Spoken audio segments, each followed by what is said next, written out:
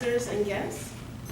This afternoon, I'm here to present an award for Daughter of the Year on behalf of Family Circle magazine. This award is to celebrate the lives and contributions and achievements of all daughters. But in particular, there's one special daughter that stands out this year, 2017. I'm so happy to have the honor to present this award to Ms. Vanessa Biggers. It is an honor to present this award to you because I actually was the one that reached out to the magazine and I recommended you for this award, and to see that you've gotten the award and now I'm presenting it to you is a great honor to me. I've known Vanessa Biggers for 7 years now, and it's been a pleasure working with her and getting to know her and getting to know the person that she is in and outside of work. I'm just going to talk about a few reasons why I recommended Vanessa for this award and why she deserves it so much this year. One, I have to say that the care and concern that you display for your mom is very beautiful to see. When you talk about your mom and you tell me what's going on in her life and different things that you're doing for her, I can feel the heartfelt concern and care that you have for her. And that's not common everywhere in this world. Not everyone has that for their mom, and to see that you display that when you just speak about her is very touching for me to witness and experience. I like when you talk about holidays, when you go to visit her and the different foods that you guys will make, especially during like Thanksgiving time, and you talk about the different foods that you eat and the time that you're going to spend with her and the days that you'll be with her. I look forward to hearing you talk about that every year because it's something that you've mentioned for the past 7 years that I've known you. It's a pleasure today to stand up here and to talk about Vanessa's mom, and I've actually had the pleasure of meeting her. One time, Vanessa brought her mom on vacation with her and her husband, and she came into the office, and I just had a few moments to speak with her, and she's a beautiful, pleasant lady.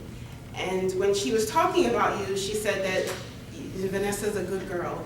And just to hear the pride in her voice and the twinkle in her eye just really gave me a lot of joy to see a mom so proud of her grown daughter, and just you could just sense the pride that she had and the joy that she has for you. So it was a pleasure. The few minutes that I got to interact with her really made my day. I never did tell you that, but it did. I have to also say that when Vanessa's mom got ill a few months ago, earlier this year, Vanessa didn't hesitate to take off time to be with her mom. You took time off, you was home with her, you took her to doctor's appointments. You know that that was your top priority and you made it a priority. And I was so happy that you did what you needed to do for your family, for your mom. And she was very appreciative because she knew that she had you that she could depend on. The Bible says, honor your father and your mother so that you may live long in the land the Lord your God is giving you. And I want to encourage you to keep doing what you're doing, Vanessa. You're doing a great job. Your mom loves you. I could tell by the way she talks about you. I can tell that you love her by the way that you talk about her. Congratulations on receiving the Daughter of the Year award. Continue to do what you're doing. Please help me welcome Vanessa Biggers, Miss Betty Kill's loving daughter.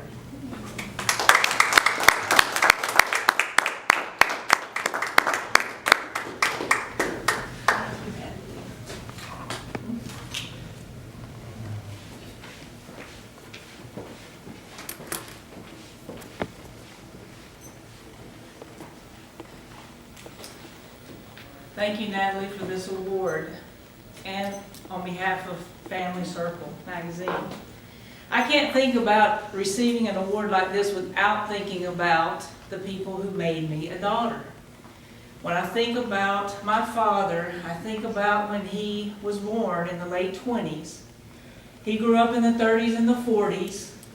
They didn't have a lot back then, at least his family didn't. He was the 8th of 10 children.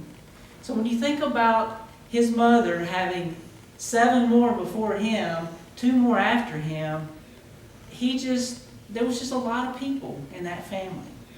But what he did is he went to school, he went to college, and he went to medical school. And he spent the rest of his life working as a medical doctor, helping other people. And in the beginning, he worked from He would deliver babies, he would take care of the elderly, and everybody in between. So that was my father. I think about the times that I had with him and the things that he taught me.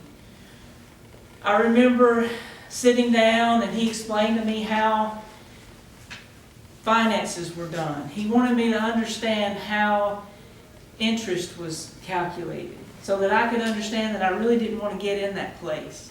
He talked to me about the body, about the heart, and how the heart circulated blood. Things like that you learn from your parents. That's some of the things I learned from him. I also think about the times that we went out on vacation, the whole family. I remember going up to a golf course, a putt-putt golf course, on the top of a building in Daytona Beach, and we were up there playing putt-putt golf, and that's one of the things that I really enjoyed doing with my father. My father passed away in 1995, so he's been gone for about 22 years now. When I think about him, I think about wondering what is it that he would say if he could see where we are today and what's going on today. What kinds of quirky things would he say when I talk to him? And those are things that I'll never know because he's not here anymore with us. Then I think about my mother, because it takes two, mother and a father. And I think about her. She also was born in the mid-30s, grew up without much. She was actually the second of 10 children. However, her older brother died when he was about, I think, 2. That was before she was born. So she actually grew up as the oldest child of 9 children. That's, I think, where she got her mothering instinct. That's where she got her dictatorship, if you want to call it that. Just the things that she does to help us to understand the things that we need to do. That's where she learned that, because she was the oldest and she had those responsibilities with her siblings. Her mother thought that it was best for her, she would have a better life if she didn't stay in Central Florida with them. So when she was 17, her mother sent her to Sylacauga to live with her aunt. So she was in Sylacauga, Alabama from 17.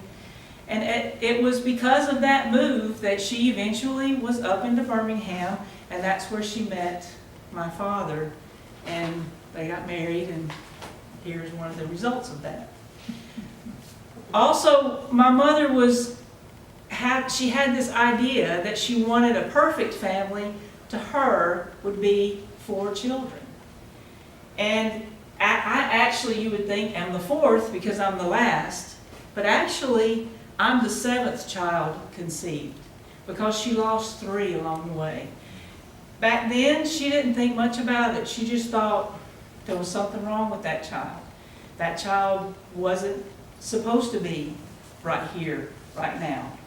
And so that didn't deter her. She waited until she had 4 on the earth, and then she decided 4 was perfect, and that was it.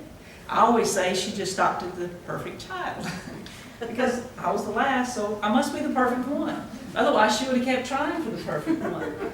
But she didn't. She quit with me. When I think about this award and the best daughter of the year, yes, I do things for my mother. I have a very soft personality with her. I can reason with her at times when other people in my family cannot. I don't know why, really. I really don't know why we have that personality difference and yet are able to get along as well as we do. But we do, and I'm thankful for that. Because without that, I don't know where she would be with the other siblings helping her to do the things that she needs to do. Not that they can't do it and not that they don't do it. They do. But I don't know, maybe it's that perfect thing. Maybe it's that last thing. Maybe it's, I don't know what it is. But it's a good relationship that we have. And I am able to help her do some of the things that she needs to get done. I do find myself getting a little more impatient with her as I get older, because I'm not as patient as I used to be. I don't know if people think I'm patient now, but I don't feel as patient as I used to feel. However, it is what it is, and I am dealing with her the best way that I can. So you think about elder care, you think about all the things that your parents can go through if they live long enough, which you're hopeful that they do. And she is now 83. So that's quite a long life. She's as old as anybody else. She's older than anybody else in my family that has been before us. So there are things that we're learning with her that we've never seen before.